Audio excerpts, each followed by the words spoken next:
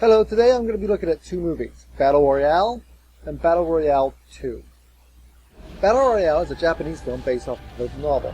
The reason why this film got my attention is its comparison to The Hunger Games, which most people feel is a ripoff of Battle Royale. So I had to take a look at this film for myself.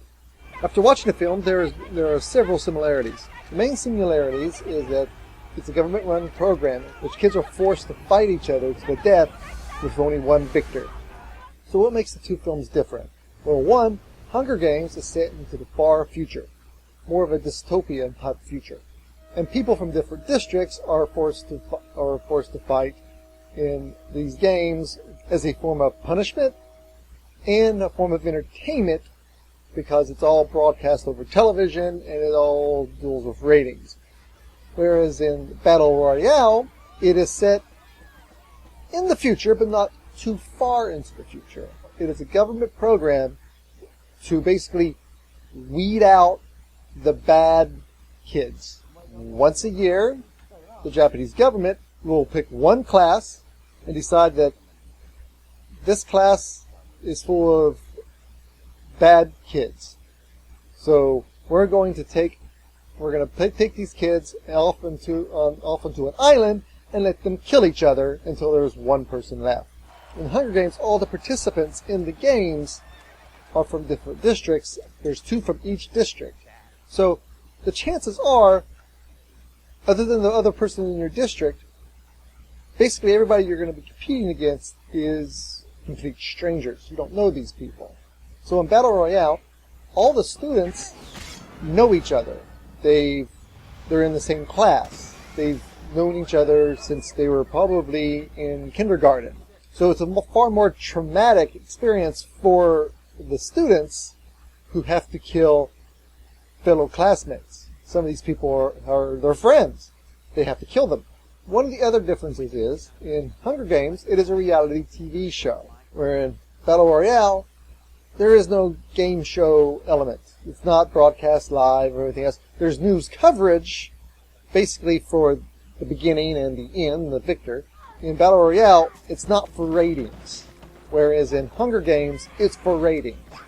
In Hunger Games, you get that clear sense that it has escalated far beyond revenge for the other districts for rebelling against the main government, and is now evolved into ratings and money. This is one of the big top-rated shows. You got to keep the show going, which is one of my main issues with the Hunger Games, is the ratings aspect. Hunger Games is rated PG-13, whereas Battle Royale is rated R. There's a lot more blood and violence in Battle Royale than there is in Hunger Games. Whereas in Hunger Games, it takes like about half the movie before the games actually start. Where in Battle Royale, it starts right at the top of the movie. And of course, Hunger Games is a Hollywood movie with a Hollywood budget, which means its special effects budget is far greater than Battle Royale, which means the special effects look much better in Hunger Games than they do in Battle Royale. There's several effects that you could tell are fake.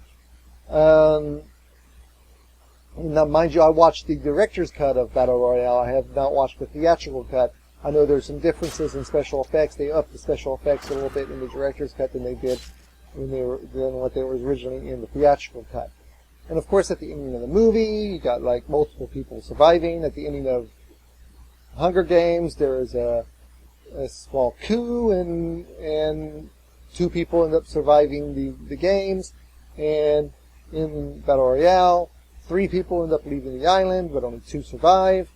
So that's even more similarities in the story. So which one did it better? Which one's the better movie? Of course, that comes down to personal taste for you. If you like a little less violence, then I would go for Hunger Games.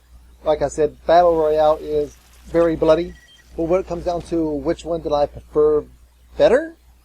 Which one did I like better? I liked Battle Royale better. It was a better movie.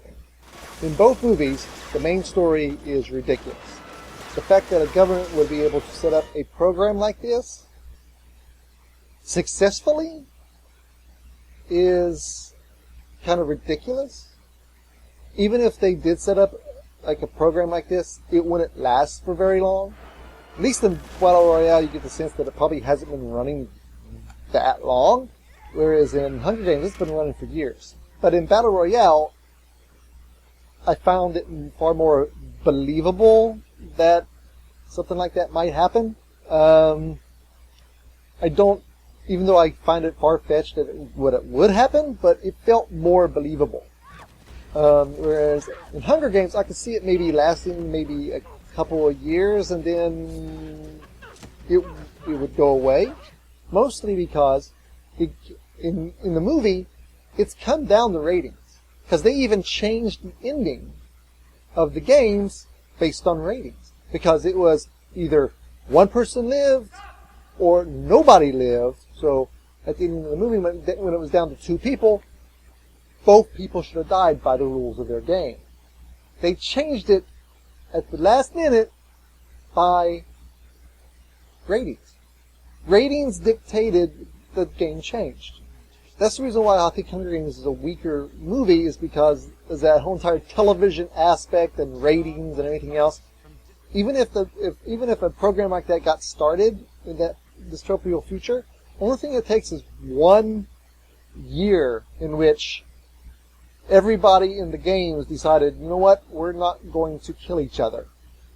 I mean, I understand that even in the movies that districts get special benefits, the people that win the games, that their district gets special benefits, but it's still a stupid premise. I can maybe see it going, something like that maybe lasted like a year or two, a couple of years, but in the sense of the game, it's been going on for years. A long time it's been going on. This is a common thing. You're going to have a revolt, which does happen in the later movies, but you're going to have the revolt a lot sooner than what you see it in the movies. So I just don't see it. I just don't buy it happen.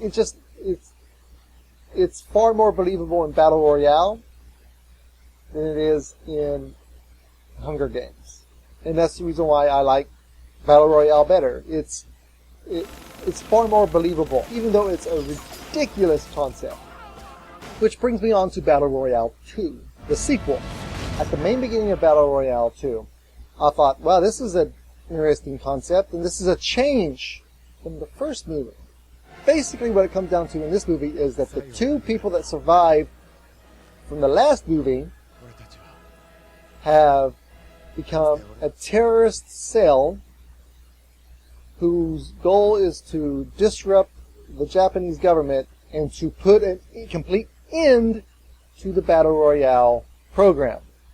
So the Battle Royale that's taken place in this movie is the students that were chosen for the Battle Royale have a different task. Instead of killing each other off, they are to, as a group, find and kill the 2 leaders of the resistance group. And when they do that, everybody from the Battle Royale of that year gets to go free. So it's all or nothing. You killed those 2 people. You just had to kill those 2 people, and you're free. Oh, but, well, that's different. I thought that was cool because it connected it very well to the first movie and made the first movie have really major consequences and led you into this movie. I thought that was really cool. Until the next scene after that. The next scene you see, they're on a boat heading on to the island from the first movie, which is where the resistance group is at and where the leaders of the resistance group is at. And I'm like, at this point, the entire movie just fell apart for me because, wait a minute, you know exactly where these resistance group is at, and you're sending in a bunch of high schoolers to kill them? Why don't you just send in the army? Send in anybody else. It made... I had to shake my head. Oh man, I couldn't believe that. That made no sense to me. That made absolutely no sense to me. You know where they're at, and you're sending a bunch of school kids in. Didn't make any sense.